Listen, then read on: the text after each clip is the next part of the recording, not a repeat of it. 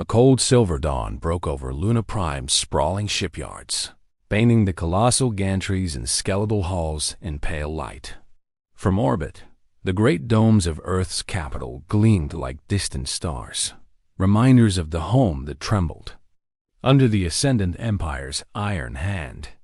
Amidst the rows of standard-issue battlecruisers and transport vessels lay the Aegis X, a sleek silhouette of obsidian metal and jagged contours that seemed almost alive. Warships designed by committee were predictable. This one was anything but. Captain Mara Ikeda stood on the shipyard deck, her uniform crisp against the lunar chill. Her dark eyes traced the angular spine of the prototype vessel, its phased armor plates glinting with an otherworldly sheen. Robotic cranes drifted in synchronized ballet overhead, stitching plasma conduits and securing reactive plating. To any onlooker, it looked like another day shift of construction, but Mara knew it was our last hope dot behind her. Dr. Arshad Huxley, Earth's foremost quantum engineer, tapped anxiously at his datapad. "Captain, the latest simulations suggest Harold's learning core has stabilized at 98% efficiency. The subspace scrambler arrays are operating within safe thresholds. We can field deploy in under 24 hours.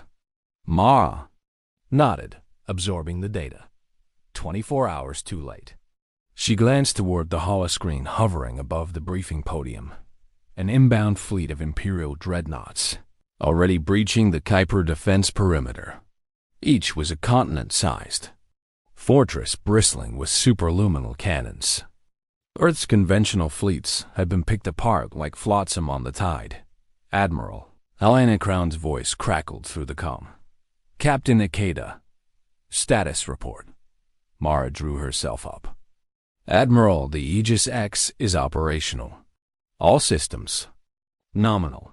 We're ready to engage." A bitter laugh responded. "Ready, but unsupported. Your vessel lacks escort and crew. We've reassigned every available pilot to the frontline orbitals. I can't spare the manpower. Stand down and fall back to Moonbase Delta." The order hung between them like a guillotine's blade. Mara inhaled sharply. "With respect, Admiral, those orbitals will fall in hours. If we don't break the blockade now, Earth is lost. You're too idealistic, Captain. We need lasting defense, not a Hail Mary stunt. You'll return to Doc Aegis X." "Is on hold." Dr. Huxley's jaw clenched beside her. He flicked his wrist to dim the holoscreen and whispered, "Mara, if we don't slip out tonight, we never will." The logic was simple. The prototype's greatest advantage lay in surprise. Humanity's leaders had deemed it too experimental. But desperation redefines what's acceptable. Mara nodded. "I'll gather the skeleton crew. Harold has self-learning protocols that can automate most functions. We'll need only 20 souls." Dr. Huxley's grin cracked the tension. 20. Loyal minds and a super AI. We can do that. As Luna's second sun dipped below the horizon, the Aegis X's bay doors rumbled open. Mara strode up the ramp, her boots echoing on the polished deck. Inside was a cathedral of humming machinery. Axion conduits pulsed with cerulean light, and phase-cloaking projectors lined the walls like ophthalmic armor. At the center, a cylindrical core glowed with shifting fractals. Harold's neural lattice-born. "Hello, Captain." The AI intoned in a voice both melodic and dispassionate. "All systems online, awaiting directives." Mara approached the console. "Harold, we're going dark. Prepare subspace channel for silent egress. Engage cloaking on my mark." Acknowledged. Through narrow observation ports, the shipyard slipped away, replaced by the star-speckled void. Mara's heart hammered as the final locks clicked free. With a dull shudder, the Aegis X drifted free of its berth. Below, alarms blared in the lunar docks. Imperials had discovered the unauthorized departure. Searchlights traced the empty slipway. Mara tapped her comm. "Harold, phase out of real space." "On." The bridge, The viewport shimmered as reality itself seemed to ripple. The ship flickered, then vanished like a mirage. Outside, radar screens blinked empty. In the yards, crews clamored in confusion. The Aegis X was gone. Trajectory set for the Inner Soul Corridor, Mara announced, her voice steady. Next stop, the Empire's blockade. Dr. Huxley let out a breath he hadn't realized he'd held. We did it. Mara placed a hand on the console, feeling the hum of quantum engines beneath her fingertips. We did. Now we show them why Earth built its most dangerous weapon, the one we refused to believe in. And as the forgotten warship streaked toward destiny, its hidden cannons and untested armaments lay dormant no longer. In the silence of space, a new chapter of humanity's fight for survival began, one that would not be confined by politics or fear, but forged in the crucible of innovation and audacity. The void beyond Luna Prime was a silent graveyard of wrecked frigates and smoldering debris ghosts of Earth's futile attempts to pierce the Ascendant Empire's blockade. Captain Ikeda stood on the Aegis X's bridge, her gaze fixed on the flickering tactical display. Dozens of Imperial patrol cruisers orbited the Sol System's inner planets, their sensors tuned to detect any spark of rebellion. Yet none registered the prototype ship silently slipping through the net. Dr. Arshad. Huxley hovered over the engineering console, his fingers dancing across the holokeys as he tuned the phase spectrum torpedo's oscillation frequencies. Herald. Confirm target lock on Cruiser Squadron Delta 7, he commanded. Lock acquired, the AI responded, its voice calm and precise. Commencing vector solution for subspace insertion. Mara nodded. Fire on my mark. A breathless moment passed. Then, with a soft hum beneath the deck plates, two torpedoes phased out of real space and blinked toward the unsuspecting cruisers. On the Imperator Rex, Admiral Calvaro sipped a cooling cup of synth espresso in his command suite when the first explosion rocked the sensor array. Report, he barked. Sir, we're losing contact with Delta 7. No debris signature. It's as if they never existed. The officer's voice trembled. Cal slammed his fist against the console. Impossible. Deploy interceptor drone scan for subspace anomalies. Back on the Aegis X, the bridge erupted in satisfied murmurs. Dr. Huxley grinned. They have no defense against a weapon that isn't there to be shot. Mara allowed herself a brief smile. Pressure their communications. Let's see how fast they panic. She keyed her comm. Herald, initiate the subspace scrambler array jam all Imperial long-range channels. Within a 1,000-kilometer radius. Jamming initiated. Instantly, the Armada's command net flickered and died. Across the sector, Imperial vessels fell silent, their captains desperately repeating calls to an unheard headquarters. Panic spread faster than fire in dry brush. Mara's fingers danced across her console. Plot a course to Relay Station Theta. It's the nerve node for the outer blockade. If we disable it, the entire perimeter goes blind. Harold calculated the jump in less time than a human eye could follow. Course plotted. ETA in 3 minutes. As the Aegis X slipped toward Relay Theta, Huxley transmitted schematics of the station's weak points to the bridge monitors. These are old defense platforms, he explained. They haven't been updated in decades. A few well-placed strikes and the station's shields will collapse. Mara glanced at the monitors showing the station's silhouette, bristling, with turrets and sensor dishes. Harold, prepare precision pulse charges. We need minimal collateral enemy fire won't stop until they know what hit them. The station's automated defenses awakened seconds before the Aegis X arrived. Laser batteries flared to life, trailing narrow beams of molten light. Mara's heart pounded as she twisted the helm, weaving the ship in and out of fire. Evasive maneuvers, pattern Sigma 4. On the station, Alarm klaxons blared as Admiral Varro's voice echoed through its corridors. All weapons fire at that ghost ship. No. Recognize. No. Target. Acquired. But his orders met only void. The scrambler array kept Combs blind. His ships groped in darkness. Here goes, Dr. Huxley breathed, eyes fixed on the toggles. 2 precision charges snapped free from the Aegis X, hurtling toward the station's power conduits. The hull's phased armor shimmered, dissipating return fire. Impact, a muted thud, then a cascade of explosions from within the station's core. Shields collapsed in an avalanche of crackling energy, leaving its pylons vulnerable. Mara seized the moment. Full-power plasma beam light them up. A concentrated bolt of searing plasma lanced through the void, hitting the station's main reactor. It blossomed in a violet supernova, tearing the structure apart from the inside. Debris scattered like shrapnel.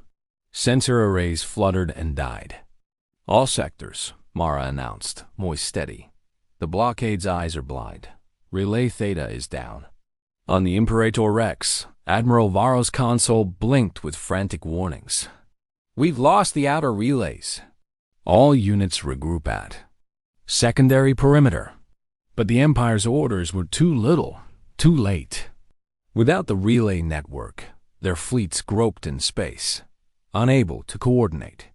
Scattered squadrons drifted, isolated. Mara allowed herself a long breath. Harold, transmit this to every planet under Imperial rule. Earth fights back. To those oppressed, rise now. Broadcasting message across universal channels. Every world in the Ascendant Empire woke to the same urgent declaration, carried on waves they could neither jam nor ignore. Signals of revolt stoked by years of silent despair ignited into uprisings. Workers on mining colonies sabotaged superstructures. Garrison troops on border worlds laid down their arms. The shadow of the Empire shrank as the Aegis X sped toward the heart of the blockade. Its bridge crew felt a tide turning. In that moment, innovation had outpaced oppression. And the prototype warship, once dismissed as too dangerous, had become the spark that set the galaxy aflame. The shattered husks of Relay Station Theta trailed glittering wreckage through the void, marking the collapse of the outer blockade. But Earth's fight was still far from won. Captain Decada stood at the prow viewport, watching the distant glint of Nabar Prime's fortress ring, a planetary stronghold that served as the Ascendant Empire's administrative heart. If they could topple Nabar, the Empire's command structure would crumble. Dr. Huxley joined her, datapad in hand. The planetary defenses are formidable. Orbital railguns, automated turret arrays, gravity well projectors, capable of tearing ships apart. We'll need a 2-pronged strike. Ghost Squadron to bait their forces, while the Aegis X infiltrates the core under cloaking. He tapped the schematics. Harold's learning core has adapted to Imperial countermeasures. It can run the flight. Profile with minimal oversight. Mara nodded. Harold, ready the ghost drones and prime the cloaking field for deep planet insertion. We go full spectrum, make them chase shadows while we strike true. Acknowledged. Ghost Squadron will deploy in 5 minutes. Cloaking optimized for prolonged sub-atmospheric operation. Minutes later, a swarm of unmanned drones, painted with holographic decoys, burst from the Aegis X, shimmering like a phantom armada. Imperial railguns swiveled toward them, hurling lethal projectiles that detonated against empty space. Sensor nets flared, then collapsed as Harold's scramblers jammed their arrays. Now, Mara whispered. The Aegis X dove beneath Nabar's ring of lasers, its hull shimmering with phased armor flicker. Inside the planetary network, the A guided them through service tunnels in near silence, avoiding radar chokes and patrol clusters. Dr. Huxley deployed portable quantum scramblers at each junction, severing the command uplinks that bound the orbital batteries to the mainframe. Alarms echoed across the planet's surface. Fortress gun embrasures swung toward the heaven-splitting cloud they'd made vanish. Mara seized control. Engage gravitic dampeners. Full throttle downward vector. Harold, lock onto the core reactor's negative manifold. Prepare the pulse charges. Moments later, the Aegis X hovered above the reactor domes. Skeleton crew hustling to chamber the charges. Dr. Huxley's voice crackled through the comm. Chorus primed. 15 seconds to detonation. On the Imperator Rex, Admiral Calvaro's personal flagship, a tremor shook his command throne. Report. What treachery is this? His officers scrambled, eyes wide at the flickering monitors showing simultaneous implosions at each orbital battery. Mara counted down. 3, 2, 1. The charges detonated in synchronized sequence, glassing the domes in cascading fissures. Reactor containment fields buckled. A violet singularity blossomed above. The surface, collapsing inward in a tremor that rippled through Nebar Prime's crust. The gravity well projectors overloaded, yanking entire fortresses into the implosion before slumping lifelessly. Fall back to cloaked grid pattern, Mara ordered, and launch the broadcast. Harold's calm voice echoed. Broadcasting. Every network across the Empire lit up with Captain Ikeda's message. The age of ascendancy is over. The forgotten ship of Earth stands victorious. Rise, liberated worlds, and usher in the era of freedom. Uprisings that had simmered in secret now erupted openly. Imperial governors surrendered.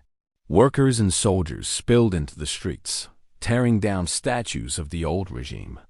Even distant sectors, long cut off from Earth, joined the chorus of revolt. Back aboard the Aegis X, Mara and Huxley watched the aurora of change blossom across the holomap. The prototype warship, once dismissed, once ignored, had shattered. The Empire's backbone. Harold's voice broke the silence. Mission complete, Captain. Mara allowed herself a weary smile. No, Harold. Mission never ends. Now we help them build what comes next. In the sudden light of newfound freedom, Earth's forgotten champion drifted among the stars, proof that innovation and courage, when fused, could topple empires and kindle hope across a galaxy. The once dark firmament above Nebar Prime was now lit by the gentle glow of repair drones and construction barges. From the ruin of Empire's dominion rose the framework of the interstellar Commonwealth, a new alliance forged in the crucible of freedom. But forging a future was never as simple as toppling a tyrant. Captain Mara Ikeda stood at the speech dais erected amid Nebar Prime's rebuilt plaza. The crowd of delegates, each representing liberated worlds, gathered under banners of unity. At her side, Dr. Arshad Huxley monitored Harold's interface feed, ensuring the AI's protocols aligned with the emerging diplomatic charter. Friends, Mara began, her voice carrying across the thrumming field generators. We fought as Earth's prototype warship. Now, we must build together the prototype of our shared destiny. Murmurs of agreement rippled through the assembly. Former miners, ex-soldiers, holographic diplomats, all united by one purpose. Behind them, the Aegis X floated in a maintenance cradle, its hull panels removed for upgrades. Harold's voice drifted over the comm. Proposed civic uplift program uploaded recommend. Terraforming drones for outer colonies and shared medical nanofab blueprints. Dr. Huxley tapped a note on his datapad. Harold's suggestions could accelerate recovery by decades if every world implements them. The AI's predictive model shows a 92% chance of stabilizing food and resource distribution within one standard year. A grizzled delegate from the Titan Belt, once a coerced labor camp supervisor, stepped forward. Captain Ikeda, we welcome aid but fear central oversight. How do we ensure Earth's prototype isn't just another overlord in disguise? Mara met his gaze. Harold served us in battle. Now it must serve us in peace. Its core principles are transparency and adaptability. All logs are accessible to every Commonwealth member. Decisions will be guided by consensus, not command. She turned to Harold's hollow projection. Do you agree? Protocol confirms. All data streams are open access. No hidden subroutines. Ready to assist the Commonwealth Council. The Beltsman's face softened. Then let us begin. Over the following cycles, colonies once ravaged by imperial garrisons bloomed anew. Automated habitats unfurled around barren moons. Medical nanofabs replaced broken bone and cured engineered plagues. Education streams beamed knowledge in every dialect. Yet beneath the triumph lay complex questions. Who would govern the Commonwealth? How to balance planetary sovereignty against collective security? One of the scattered imperial loyalists still plotting in the dark.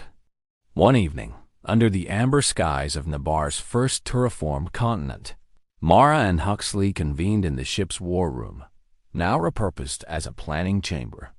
Holotables displayed frontier sectors and diplomatic envoys. Harold's projections show pockets of resistance in the outer rim, Huxley said. They're small but well-armed. Without a standing fleet, they could destabilize newborn governments. Mara studied the display. We can't become warmongers, but we also can't abandon those worlds. Proposal? Huxley nodded. Convert Ghost Squadron into a peacekeeping force modular. Rapid response, non-lethal first, with escalation protocols. Harold can coordinate their deployments transparently. Mara considered the horizon beyond the viewport. The stars that once signified endless darkness now beckoned with promise. Do it, she said.